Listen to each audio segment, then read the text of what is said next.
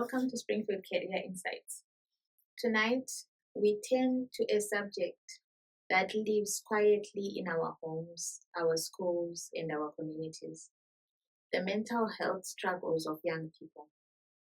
Many are carrying pressures they cannot name: school expectations, unemployment, family responsibilities, financial strain, and the silent fear of not becoming enough. These battles are often invisible. They do not announce themselves. They show up as exhaustion, anger, withdrawal, or hopelessness. So we ask, how do young people survive a world that demands strength while offering so little support? And how do families recognize the signs before a silent struggle becomes a silent tragedy? To guide us through this delicate and urgent conversation, we are joined by His Excellency Dr. Godfrey Gandawa, President of Springfield Research University, Architect of Education 6.0, and a continental voice on human behavior, youth resilience, and social well-being. President, welcome. Thank you, Doctor. At Springfield, we teach that mental health is not a luxury. It is the foundation on which every dream stands. Young people are not breaking because they are weak. They are breaking because the weight they carry is heavy and often unseen. When we create spaces of understanding, support, and dignity, we give them the strength not only to cope, but to rise. Thank you, Professor. President, many young people are carrying emotional burdens they cannot explain. Why has mental health become such a silent crisis in our generation? Thank you, Doctor. So, this generation is carrying wounds that are invisible, heavy, and often unnamed. Mental health has become a silent crisis not because young people are weak, but because the world has become too loud for their minds and too quiet for their pain. There are 5 forces not shaping this crisis, and each one cuts deeper than the last. So first, young people are carrying more pressure than any generation before them. The cost of living is high, opportunities are scarce, expectations are heavy, and society still demands that they be strong while offering them no room to breathe. So this mismatch between pressure and support creates emotional fracture that never heals.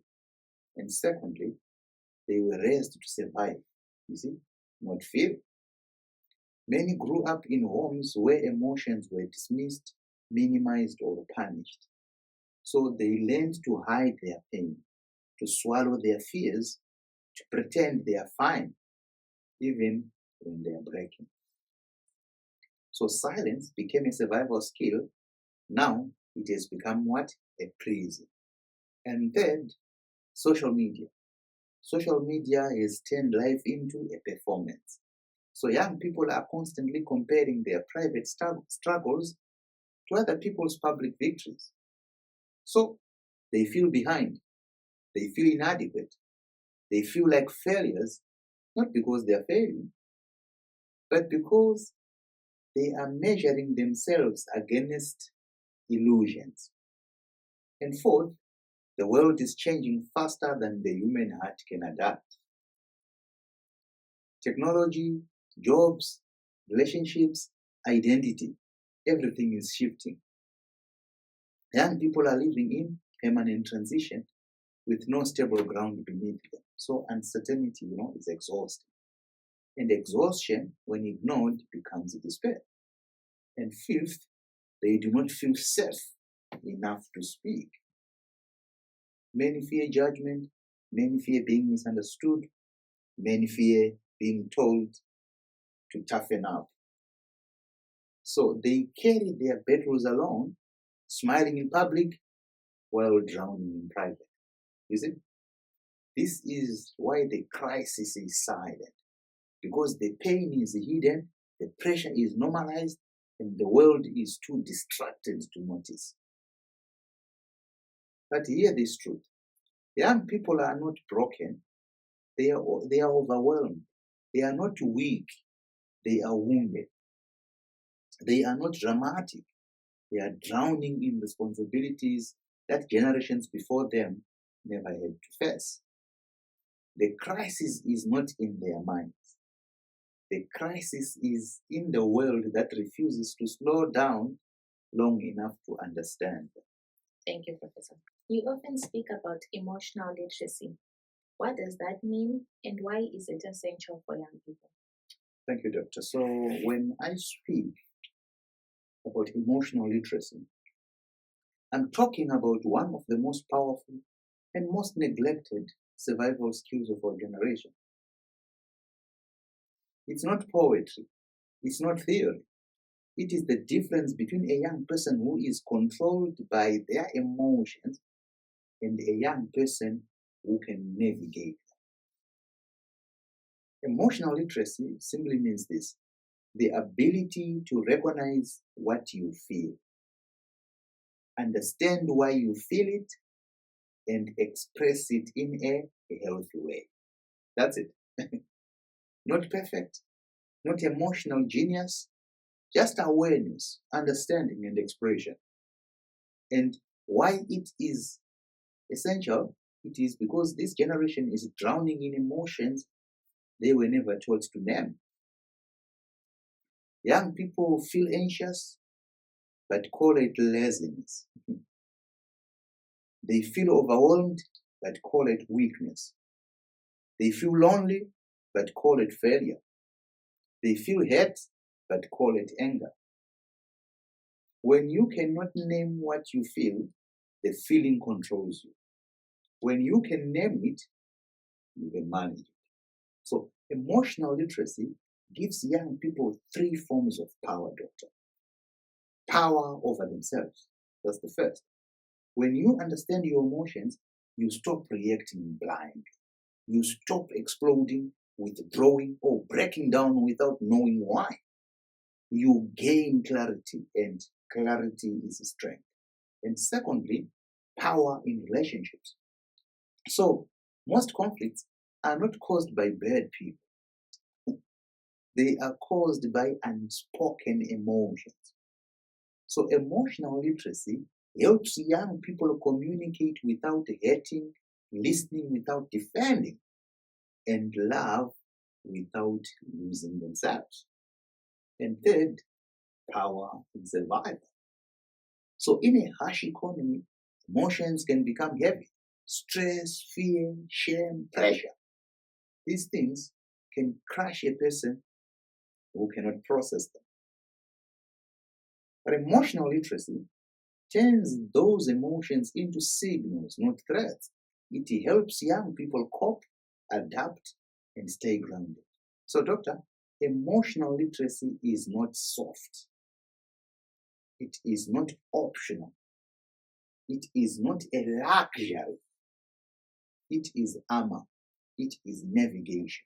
It is survival. So a young person who can understand their emotions becomes harder to manipulate, harder to break, and easier to heal. In a world that teaches young people to perform strength, emotional literacy teaches them to build it. Thank you, Professor. President, some young people feel guilty for struggling mentally as if they are failing. How can they reframe this? Yeah, thank you, Doctor. So, guilt is one of the most dangerous emotions a young person can carry, you see, because it convinces them that their struggle is a personal failure rather than what a human experience, you see. So, and many young people today feel exactly that. Guilty for being overwhelmed, guilty for feeling low, guilty for not being strong enough. But here is the truth they must hear with clarity. Struggling mentally is not a failure. It is a signal. A sign that you have been caring too much for too long without support. So, young people must reframe their guilty in 3 powerful ways. First, my struggle is not a flaw, it is a response. When your mind is tired, when your emotions are stretched, when life is heavy, your body and spirit respond. And that response is not weakness. It is your system saying, I need care. So just as hunger means you need food, emotional struggle means you need support. Second, if I were truly failing, I would have stopped, but I'm still here. So the fact that a young person is still fighting, still waking up, still trying, even with a heavy mind, is a proof of strength, not failure, you see? So survival under pressure is not a small achievement. It is courage in its purest form. And the third, my emotions do not disqualify me. They humanize me. You see? Feeling overwhelmed does not make you less capable, less intelligent, or less worthy. It makes you human. And humanity is not a weakness, doctor. It is the foundation of resilience. Doctor, guilt must be replaced with compassion. You see? A young person must learn to speak to themselves the way they speak to a friend who is hurting, with patience, with understanding, with kindness. Because the real failure is not struggling. The real failure would be pretending you don't. And every young person listening, your mind is not betraying you. It is calling for your attention. Answer it with care, not shame. You are not failing. You are fighting. And that fight deserves respect, not guilt. Thank you, Professor. Let's take a break and listen to our gospel song called The Wind That Carries My Name to God.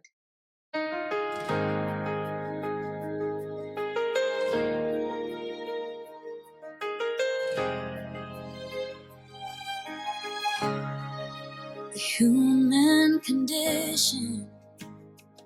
I've been whispering prayers I wasn't sure would travel.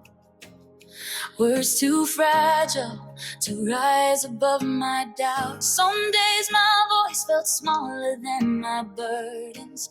A quiet ache carried in the hollow of my chest. I wondered if heaven could hear a trembling soul. If my name still reached the one who formed me. The turning point, but then I felt a stirring in the stillness. A gentle wind brushing past my spirit's edge. It carried something holy, something tender. A reminder that nothing spoken in faith is ever lost. The divine encounter. You are the wind that carries my name to God, lifting every whisper higher than my fear. You are the wind that carries my name to God, turning broken words into worship He can hear. You are the wind that carries my name to God, and you bring His heart back to me. Transformation. You taught my silence how to speak again. You taught my weakness how to rise in grace. Now every breath feels like a prayer in motion. Every heartbeat a message carried by your love. I no longer fear the distance between earth and heaven.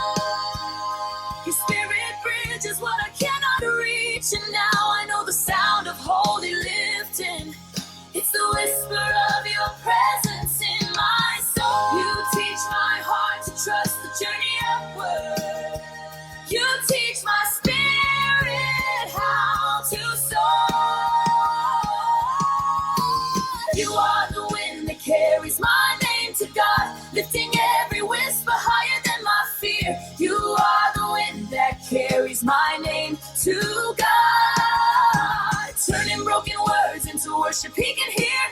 You are the wind that carries my name to God. You are the wind that carries my name to God. And you bring His heart back to me. The prophetic moment lifts me again, Lord. Let my prayers rise on the breath of your spirit.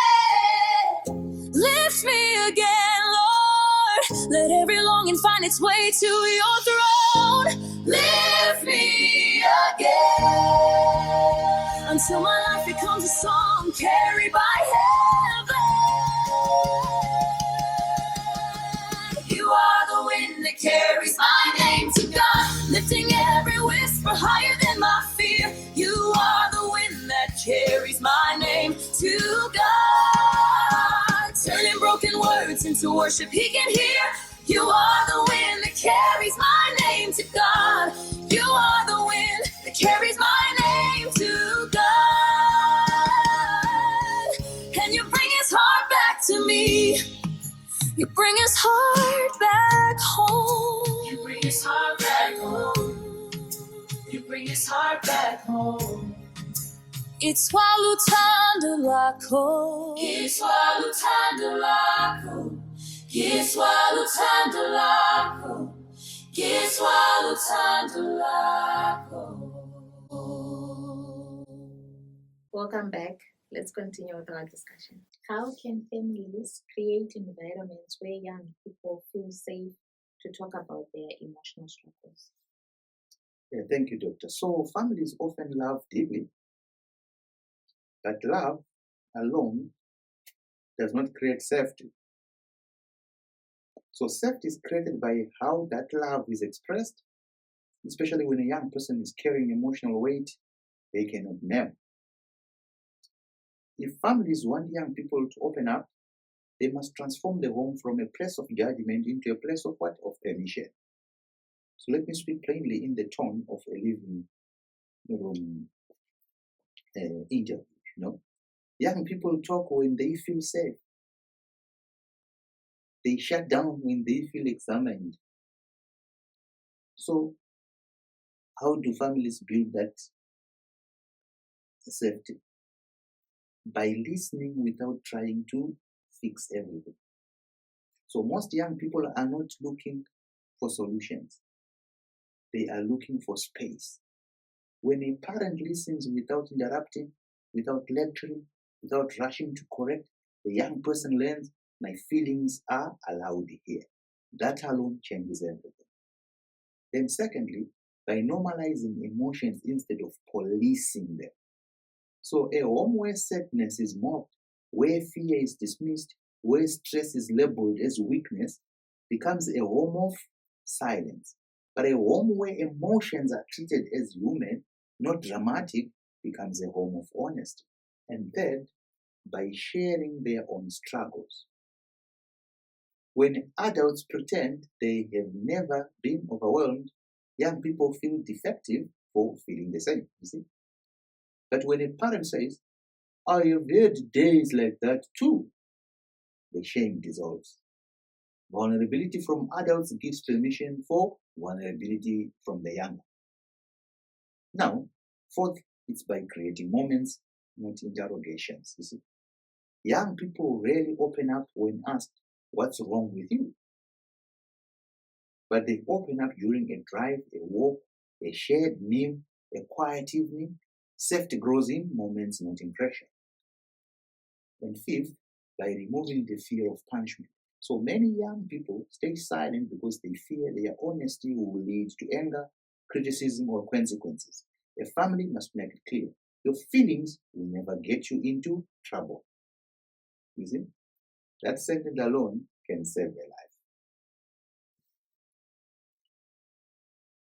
And sixth, by being present and truly present. Not scrolling, not rushing, not half listening. Presence communicates value, you see. And when a young person feels valued, they begin to speak. And doctor, the truth is simple. Young people do not need perfect families.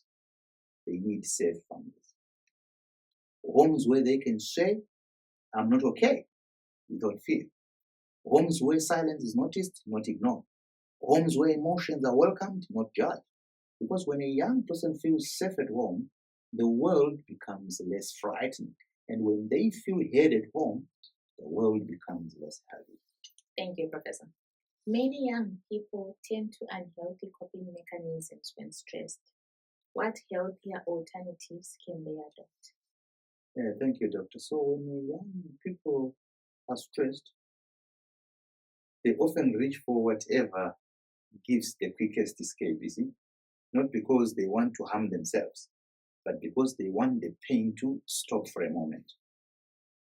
But the truth is, there are healthier ways to cope, ways that don't leave them feeling worse afterwards. You see? So the first alternative is connection.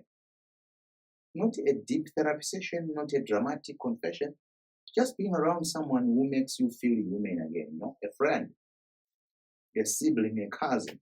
Sometimes the presence of another person is enough to calm the storm inside. Then another healthy option is expression. Not everyone can talk, and that's fine. Some young people express through writing, some through music, some through prayer, some through movement. So the point is to let the pressure out instead of letting it build until it explodes, you see. Then there is grounding. So that's the simple act of slowing down your mind, a walk, a moment outside, breathing silence. These small practices can reset a young person's emotional temperature faster than they realize. And finally, young people need rituals that restore them, not drain them. A hobby, a routine, a creative outlet, something that reminds them they are more than their stress, more than their responsibilities, more than their fears. And doctor, the message is simple. Young people don't need perfect coping mechanisms. They just need ones that don't break them into the process of trying to save themselves. So when they choose connection over isolation, expression over suppression, grounding over chaos, and restoration over escape, they give themselves a fighting chance. And in this economy, in this generation, a fighting chance is sometimes all a young person needs to rise again. Thank you, Professor. President, what are the early signs that a young person is emotionally drowning, even if they appear fine on the outside? Thank you, doctor. So emotional drowning is one of the most dangerous experiences a young person can go through. Not because it is loud, but because it is silent. Many of the ones who are struggling the most are the ones who look fine, the ones who smile on cue, the ones who keep performing strength because they don't know how to do anything else. So, what are the early signs? It's the question. Not the dramatic ones, the subtle ones, the ones you only notice when you are paying attention. So a young person who is emotionally drowning often begins to withdraw in small ways. They stop replying with the same energy. They avoid conversations they used to enjoy. They become present in body, but absent in spirit. It's not that they don't care. It's that they are tired in a way the rest cannot fix. So you also see it in their loss of interest. Things that once brought them joy now feel like chores, hobbies fade, passion dims. They start moving through life on autopilot, doing only what is necessary to survive the day. Another sign is, irritability that doesn't match the situation. Not anger, but fragility, a short fuse, a quick shutdown. When the mind is overwhelmed, even small things feel like attacks. Then there is the mask, the overly raised, I'm fine. The smile that doesn't reach the eyes. You see? the laughter that feels slightly delayed. Young people who are drowning often become experts at pretending because they fear being a burden. And perhaps the most telling sign is exhaustion that has nothing to do with sleep. They wake up tired. They go through the day tired. They carry the heaviest they cannot explain. So it is the fatigue of sometimes fighting battles internally while trying to appear normally or normal externally. So, Dr. Emotional drowning rarely looks like chaos, you see. Most times, it looks like a young person who is functioning but fading, showing up but shrinking, smiling but sinking. The message is simple. If a young person's behavior changes quietly, their heart may be screaming silently. And the earlier we notice these subtle shifts, the sooner we can reach them before the water rises too high. Thank you, Professor. How can young people manage stress when their circumstances, poverty, unemployment, family pressure, feel unchangeable? Thank you, Doctor. So this is one of the most hardest questions, of our time. Because many young people are not stressed by small inconveniences, you see. They are stressed by structural realities that feel immovable, like poverty, unemployment, family pressure, responsibilities beyond their age. These are not moods. These are mountains, So, how does a young person manage stress when the mountain refuses to move? Thank you, Doctor. So, they do it by shifting, from controlling circumstances to controlling capacity. You see, when life feels unchangeable, the first thing a young person must understand is this. You cannot always change the situation, but you can change the weight it has on your mind. You see, circumstances may be fixed for now, but your response doesn't have to be. And young people survive these seasons by focusing on what is within their reach, not what is beyond them. They build small pockets of control inside a life that feels uncontrollable. Sometimes that pocket is routine, sometimes it is skill, sometimes it is a moment of silence, sometimes it is a friend who reminds you that you are more than the struggle. Stress becomes unbearable when you try to solve everything at once, Doctor. But it becomes manageable when you break life into pieces you can actually carry. So a young person must also learn to separate identity from circumstance. You are not your poverty. You are not your unemployment. You are not your family's expectations. You see? These are conditions, not definitions. When you stop internalizing the struggle stops suffocating you. And here is something many young people need to hear.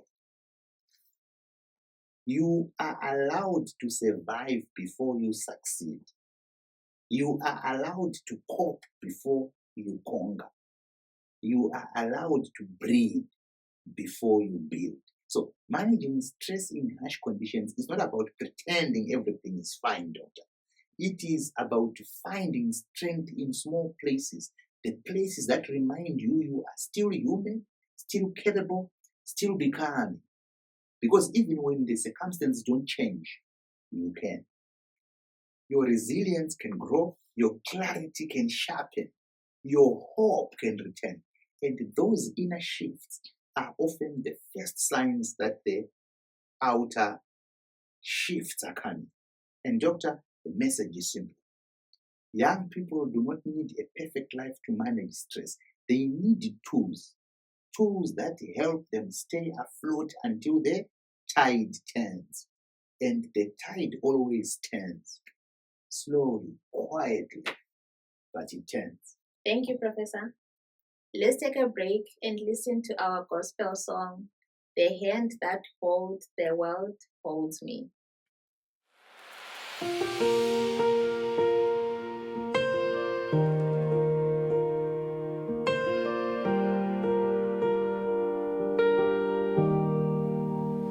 The human condition. I've been trying to steady myself in shifting seasons, where the ground beneath me felt unsure. I've watched the world tremble with questions too heavy to carry, and my own heart trembled with it. I wondered if I was small enough to be forgotten, or fragile enough to slip through the cracks of grace. Turning point, but then your presence wrapped around my fear like sunrise, warm and undeniable. I felt the weight of something eternal resting gently on my soul. Hands strong enough to hold galaxies, yet tender enough to hold me. The divine encounter, the hands that hold the world hold me. Steady in the storm, faithful in the night. The hands that hold the world hold me, lifting every burden, keeping every promise inside. The hands that hold the world hold me, and I am safe in your embrace. Transformation, you show me strength that doesn't crush but carries, power that doesn't frighten but restores. You taught my heart that security isn't found in answers, but in the one who shaped the oceans with his voice. Now every breath feels anchored in your kindness, every step a reminder that I'm held. And now I know the sound of holy reassurance. It's the heartbeat of a God who never lets go.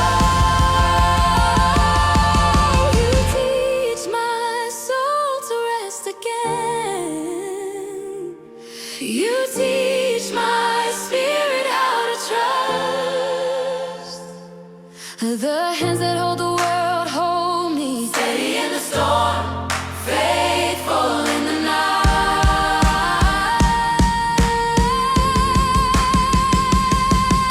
The hands that never world hold me, lifting every burden, keeping every promise inside. The hands that hold the world hold me, and I am safe in your embrace. The hands that hold the world hold me, oh, and I am safe in your embrace.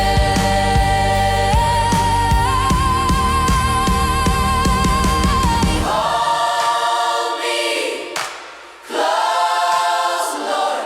Let your strength be the shelter of my soul. Hold me close, Lord. Let your nearness be the peace I cannot lose. Hold me close until my life rests fully in your hands.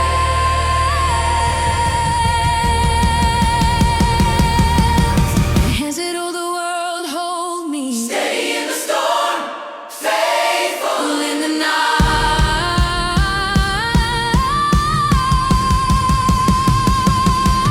Hands that hold the world hold me, lifting every burden, keeping every promise inside. The hands that hold the world hold me, and I'm safe in your embrace. Forever held by you.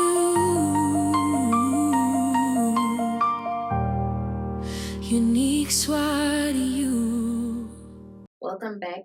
Let's continue with our discussion. What role does self-awareness play in protecting mental health?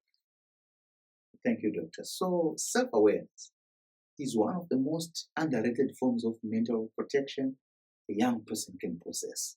So it is not philosophy, it is not luxury, it is survival. And self-awareness simply means knowing what is happening inside you before it becomes what? A storm outside. And in a generation where life moves fast, pressure hits hard, and emotions pile up quietly, that awareness becomes a shield, doctor. When a young person is self-aware, they can sense their emotional temperature rising long before they reach the breaking point. They notice the shift, the irritation, the heaviness, the withdrawal, the fatigue, and they can respond early instead of what? Collapsing later. Self-awareness protects mental health in three powerful ways, doctor. First, it helps young people catch themselves before burnout, before shutdown, before emotional drowning. Is it? It gives them the ability to say something is off and adjust their pace, their environment, or their habits before damage depends. And secondly, it helps them understand their triggers. Not every situation is about the situation. So sometimes it's about an old wound, a hidden fear, or a pressure point they never acknowledged. So when you know your triggers, you stop blaming yourself for reactions you don't understand, and you start managing them with what? With clarity, doctor. And third, self-awareness helps young people communicate better. You cannot express what you cannot identify. You see? But when you know what you feel, stress, sadness, overwhelm, fear, you can ask for the right kind of support. You see? You can say, I need space, or I need help, or I'm not okay, without shame. And doctor, the truth is simple. Self-awareness is the early warning system of the mind. It tells you when to slow down, when to reach out, when to rest, and when to fight. Without it, young people move blindly through emotional landmines. With it, they navigate life with more stability, more honesty, and more strength. So in a world that constantly pulls them outward, self-awareness pulls them inward, back to themselves, back to balance, and back to sanity. Thank you, Professor. Many young people compare their lives to others online. How does social media affect mental health? Thank you, Doctor. Social media. Social media has become the quiet architect of how young people see themselves. And often, it is building them on foundations that are not real. It affects mental health not because young people are weak, but because the platforms are designed to trigger comparison, insecurity, and constant self-evaluation. The danger begins with this simple truth. Online, everyone is performing. Offline, everyone is struggling. But young people only see what? The performance. When a young person scrolls, they are not comparing themselves to real lives. They are comparing themselves to edited highlights, filtered moments, curated victories, you see? And the mind, especially a young mind, cannot always tell the difference. So social media creates a silent pressure to keep up.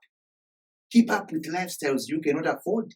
Keep up with achievements you haven't reached yet. Keep up with beauty standards that are manufactured. Keep up with people who are not even living the lives they post. This constant comparison chips away at self-worth. You see? It makes young people feel behind, even when they are doing their best. So if we go to our workshop in Mushume, and take yourself a picture with our jets there and post. Everyone wants to have a jet. It makes them feel inadequate, even when they are growing. It makes them feel invisible, even when they are loved. So, another impact is overstimulation. The mind is not built to absorb endless information, endless opinions, endless images, endless noise. So, young people are mentally exhausted before the day even begins. Not because life is too heavy, but because their minds never get a moment of silence. Social media. And there is the loneliness. So, social media gives the illusion of connection, but often deepens isolation. You can have thousands of followers and still feel unseen. You see? You can post every day and still feel unheard. You can be surrounded by digital noise and still feel emotionally alone. Doctor, the truth is simple. Social media is not the enemy, but the way it shapes identity can be. Young people must learn to treat it as a tool, not a mirror. A place to visit, not a place to measure themselves. A source of entertainment, not a source of self-worth. Because the moment the young person stops comparing their real life to someone else's online performance, their mind begins to breathe again. And that breath is the beginning of healing. Thank you, Professor. President, what is the difference between normal stress and dangerous stress? Thank you, Doctor. So the difference between normal stress and dangerous stress is subtle at first, but the consequences are worlds apart. Young people often don't notice the shift because both kinds of stress feel heavy.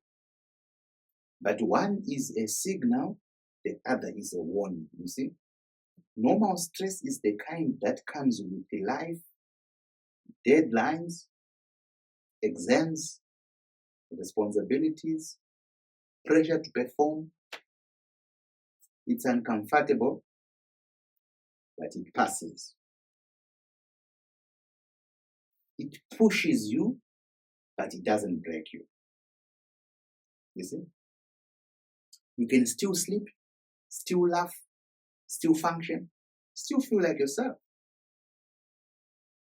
But dangerous stress is different now. It doesn't push, it overwhelms. It doesn't pass, it lingers. It doesn't motivate, it drains. So dangerous stress shows up when the mind is carrying more than it was designed to hold, for longer than it was meant to endure. And the signs begin quietly. So a young person stops enjoying things they used to love. They feel tired even after resting. Their emotions become unpredictable, either numb or explosive. They withdraw not because they want space, but because they feel disconnected from themselves. Their thoughts become heavy, their confidence drops, and their sense of hope begins to fade. Normal stress, doctor says, this is hard. Dangerous stress says, I can't do this anymore. Normal stress comes and goes. Dangerous stress settles in and starts changing how a young person sees themselves, their future, and their way. And doctor, the key difference is this. Normal stress affects your day. Dangerous stress affects your identity. And when stress begins to reshape how a young person thinks, feels, behaves, or sees the world, it is no longer something to push through. It is something to pay attention to, doctor.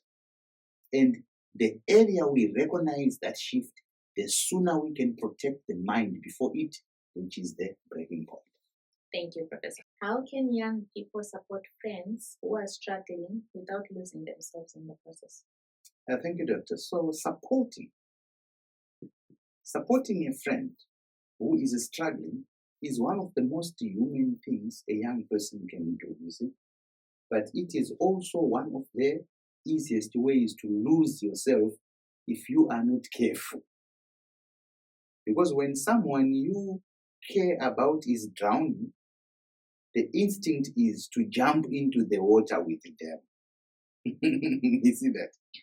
But if both of you go under, no one gets saved. So the key is learning how to be present without disappearing. When a friend is struggling, the most powerful thing you can offer is presence, not rescue. You don't need to fix their life. You don't need to carry their emotions. You don't need to become their therapist. You simply need to be a safe place, someone who listens without judgment and cares without conditions. But while you are supporting them, you must stay connected to your own center.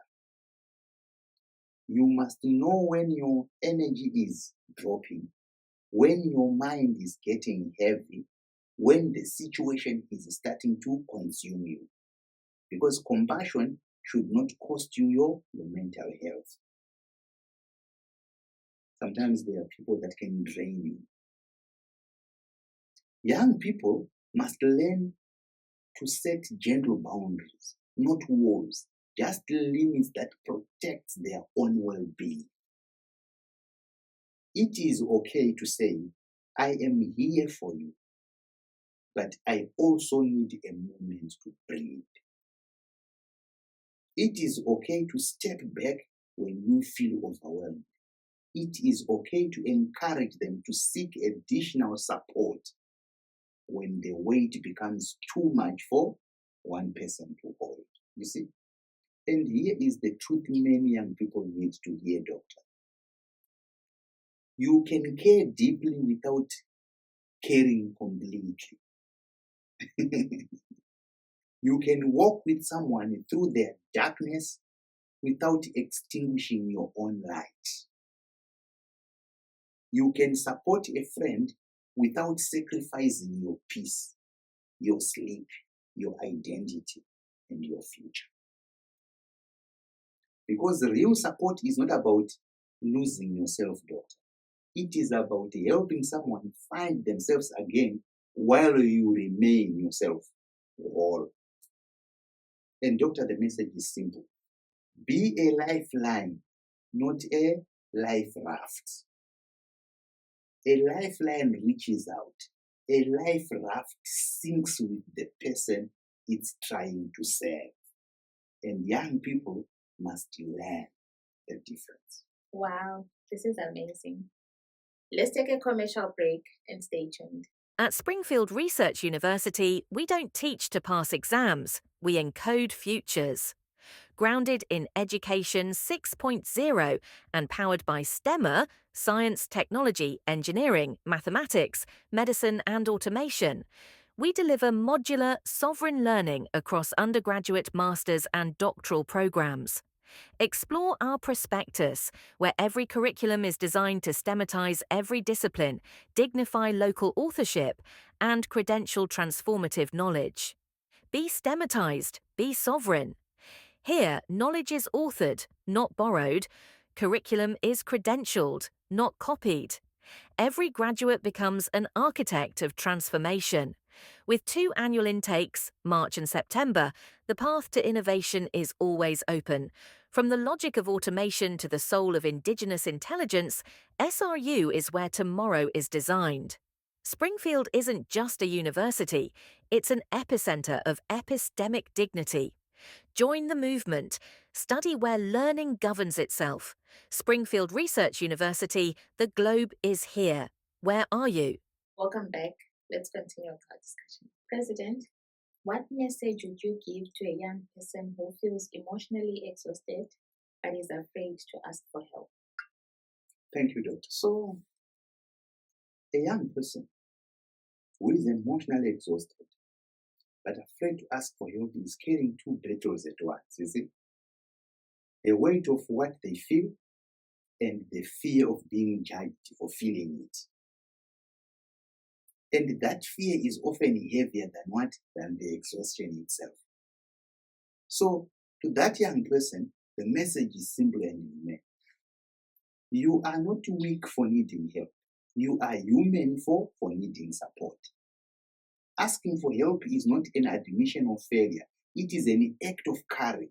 It is the moment you choose healing over hiding, survival over silence. And many young people fear being misunderstood, dismissed, or seen as a burden, doctor.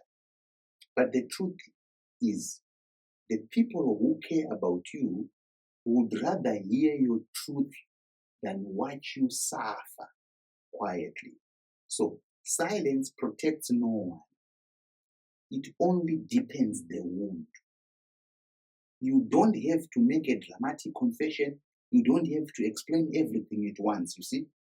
You don't even need the perfect words. You just need to start with honesty. I am tired. I am overwhelmed. I am not okay. That small opening is enough. It invites support, you see. It invites understanding. It invites light back into a place that has been dark for too long. And remember this, doctor. You deserve help even if you think others have it worse. You deserve rest even if you have been strong for a long time. You deserve care simply because you exist. You see? And doctor, the message to that young person is clear. Your voice is not a burden. Your pain is not an inconvenience. Your healing matters. And asking for help is the first step towards finding yourself again. Thank you, Professor. How can communities, schools, churches, workplaces become safer spaces for mental health conversations? Thank you, doctor. So communities become safer for mental health conversations when they stop treating emotional struggle as private share and start treating it as a shared human reality. Schools, churches, workplaces, these are the places where young people spend most of their lives. If these spaces become safe, the entire society becomes safer. So it begins with changing the culture, not the posters. So school can have a counseling office, but if the culture mocks vulnerability, no young person will walk through that door. You see? A church can preach love, but if the members judge those who are hating, no one will speak. A workplace can offer wellness programs, but if the environment pushes honesty or punishes honesty, employees will stay what? They will stay silent. So safety starts with what? With leaders who model openness. When a teacher says it's okay to struggle, students agree. When a pastor says faith does not cancel human emotion, congregates relax. You see? When a manager says your well-being matters more than your performance today, the workplace becomes human again. So communities must also create non-judgmental spaces, doctor. Places where people can talk without fear of being labeled dramatic, weak, or unspiritual. So sometimes this is a support group, sometimes it's a mentorship cycle, sometimes it's simply an adult who listens without rushing to correct, you see. And we must teach people the difference between listening and diagonizing. Most young people don't need solutions. They need presence. They need someone who hears them without turning their pain into gossip or a sermon. And finally, communities must normalize seeking help, doctor. At school, or a school should celebrate students who reach out, not stigmatize them. A church should treat counseling as wisdom, not weakness. A workplace should make mental health support as normal as HR paperwork. And doctor, when a community removes shame, removes judgment, and removes fear, something powerful happens. People begin to speak. And when people speak, they begin to heal. Thank you, Professor. Finally, what is your message to every young person fighting silent battles that no one sees? Thank you, Doctor. So to every young person fighting silent battles that no one sees, they must hear this clearly. You do not have to carry this alone. Strength is not the ability to suffer quietly. Strength is knowing when to reach for a hand. Silence may feel safer, but it is also where pain grows. And you deserve more than survival. You deserve support, clarity, and a space where your emotions are understood, not judged. If you are exhausted, overwhelmed, or losing yourself inside your own thoughts, speak to someone you trust, a friend, a mentor, a sibling. And when that is not enough, seek professional help without shame. At Springfield, we built our studio therapy, our counseling unity, our psychology department, or our psychedelic research studio for you. Not for decoration, not for brochures, but because no young person should fight their battles in the dark. Walk in, talk to someone, let trained professionals help you carry what has become too heavy. There is no weakness in that. That's wisdom. And remember this, your life is bigger than this moment. Your story is not defined by your struggle. And asking for help is not the end of your strength. It is the beginning of your healing. And thank you, Doctor, for having me. Thank you, President, for giving language to the silent battles many young people fight alone. Your message tonight reminds us that mental health is not weakness. It is the foundation of every strong future.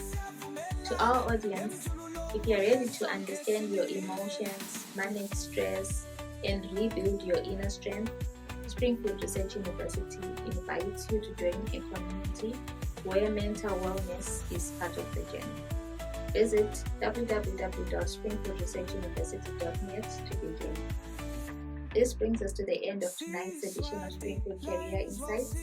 May your mind find rest, clarity, and resilience. I am Clarence, your host. Good night.